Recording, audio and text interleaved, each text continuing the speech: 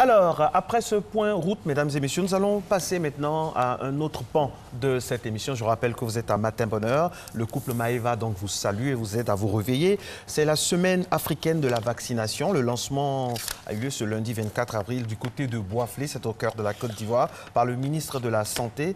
Dans ce cadre-là, Matin Bonheur reçoit le directeur coordonnateur du programme élargi de vaccination, le professeur Ekra Kouadio Daniel, un habitué de ces matinales. Avec lui, nous allons échanger sur cette semaine africaine de vaccination et pourquoi c'est l'Afrique qui se mobilise pour la vaccination. Professeur, bonjour. Première question.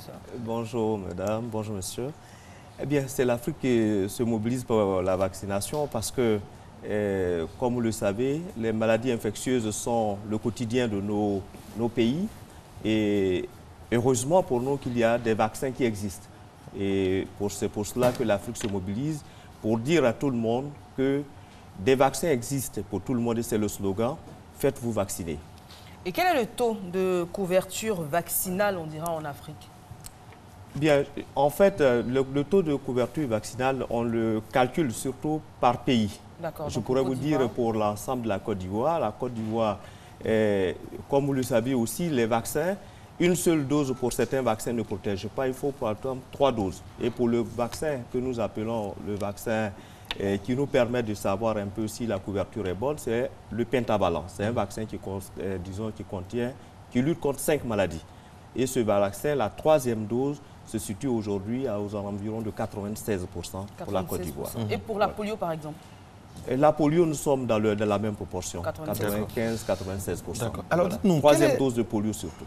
Voilà. Parlons de stratégie. Vous savez qu'il y a des mythes autour de la vaccination, oui. il y a des craintes. Quelle est la stratégie qui marche aujourd'hui pour inciter les parents à faire vacciner leurs enfants? Car, comme je disais, il y a encore quelques années, on trouvait, par exemple, que la vaccination rendait les femmes stériles. Alors, une semaine de vaccination, est-ce que ça suffit à faire inverser la tendance, professeur? Bien, en fait, dans le domaine de la vaccination, il faut une communication permanente. Absolument. Voilà. La région africaine a choisi la dernière semaine du mois d'avril pour intensifier cette communication. Et c'est le sens de la semaine africaine de vaccination où nous allons communiquer suffisamment sur les vaccins et aussi pour faire disparaître les préjugés dont vous parlez. Des préjugés qui ont la vie dure. Malheureusement, qui ont la vie dure, mais qui, au fur et à mesure que nous communiquons, que vous aussi vous nous aidez à passer le message, la population commence à comprendre que en fait, la vaccination ne peut procurer que du bien. Et je l'ai dit tout à l'heure, les vaccins protègent contre les maladies infectieuses. Aujourd'hui, les vaccins qui sont faits dans le cadre du programme élargi de vaccination protègent contre 11 maladies.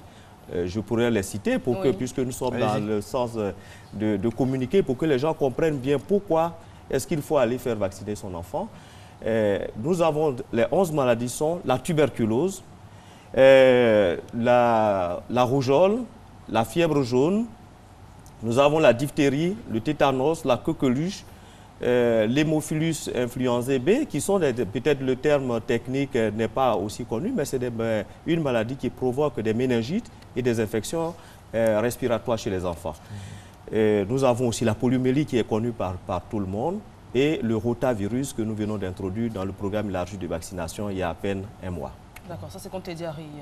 Oui, c'est contre les diarrhées, oui. Nous en avons parlé sur le plateau la dernière fois. Exactement. Donc on invite d'ailleurs tous les parents à faire vacciner leurs enfants. C'est vrai qu'il y a quelques années, il y a certains parents moins informés, voire pas du tout, qui cachaient carrément les enfants quand les agents vaccinateurs passaient. Je pense que les sensibilisations et les grandes campagnes qui ont été faites ont porté et les parents présentent plus spontanément les enfants aux agents de santé. Alors, où et comment se déroule cette campagne de vaccination ?